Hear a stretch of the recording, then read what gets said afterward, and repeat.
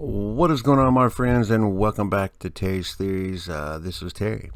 Hey, I hope everybody's doing well. I know that we are supposed to be confined to quarters or confined to our homes, and I imagine everybody's going a little stir crazy from this. I know that I am tired of watching the news, the same old same, so maybe I can break up the monotony with a couple interesting videos.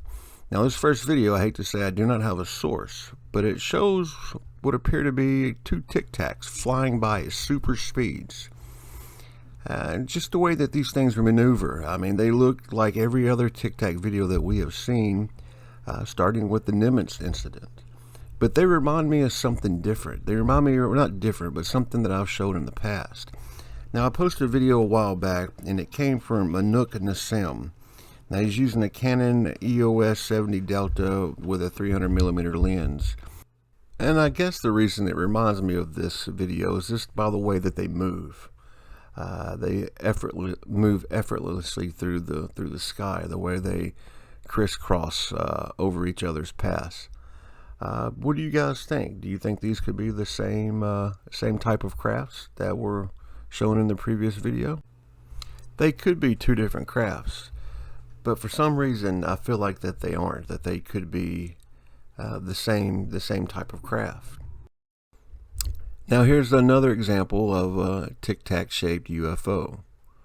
And I ask you, what do we know about these crafts? What are things that we do know? Well, we know that they show no obvious means of propulsion, as in our traditional craft, something comes out the back to propel the craft forward. These vehicles or UFOs show no signs of traditional thrust. So does that mean an anti-gravity reactor of sorts, a way to manipulate gravity to stay aloft? Okay, well, that's a reasonable assumption, because the government has admitted that these crafts are here. They've put that out, due to the Nimitz incidents, so we know that they're there. Now, here's another example that I've showed in the past. Now, it appears to be the exact same craft, flying in tandem with this airliner, like it wants to be seen, like it's saying, here I am. Again, no wings, no means of thrust, no propeller, no jet engines, just a sleek, pill-shaped object. No windows. Where do they come from, man? I wish I could tell you. I wish I knew. I wish we could get a closer look at these.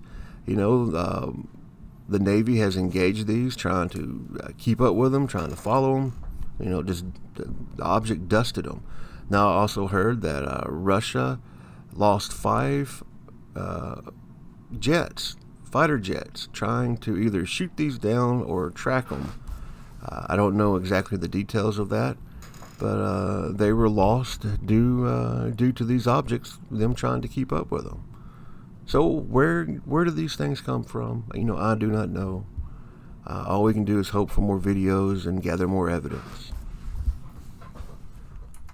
Alright guys, so I want to show you something else. This is the Consolidated Lunar Atlas, and it has a lot of photographs of the moon that were taken by the Apollo missions, lunar orbiter, ranger photographs, and I go through a lot of these photographs to find anomalies or find something that stands out. Even the Gemini project.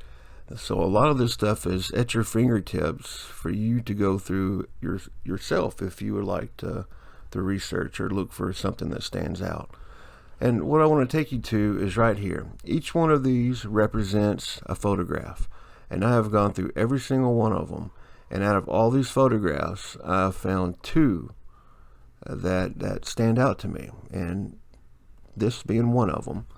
Now I want to see if you can spot what I'm talking about. Well, I'm sure you can, right there. Look, it is a perfect circle. It has symmetry to it. It almost looks like a star in the center of that, which we have another perfect circle in the middle. And at first I thought, crater, But no, I don't believe it's a crater. Could it be something on the film? Yeah, it could be something on the film, but I'm not so sure. Could it be a saucer? Could they accidentally caught a glimpse of a saucer in 1959? I didn't only find it on this photograph, I found it on one other out of all of these. And let me share that photograph with you. And that one was right here at D2. Right here. Now, it's not such a perfect circle as the other one, but it's pretty close. What do you guys think about that? Could that possibly be some sort of craft? Or are we just looking at another crater? And there's plenty of examples of craters on this photograph.